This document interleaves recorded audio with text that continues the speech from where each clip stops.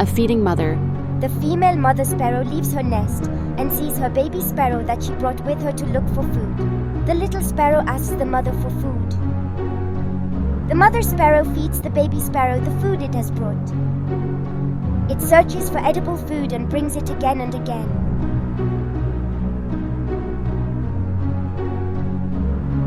The little sparrow is not happy in this, where this time it was looking for food, as happy as it is in the nest made by its mother.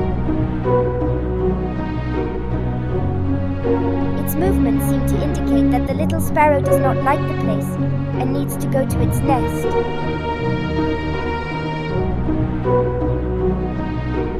It has brought another sparrow to take the little sparrow to its abode.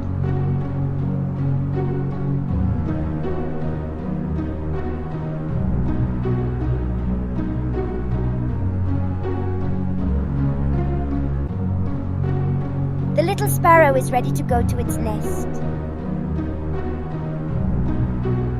Video presented by Ganesh Balakrishnan, YouTube channel Shutterpress. Like and subscribe as the story of the sparrow continues. Thanks to everyone who watched the video.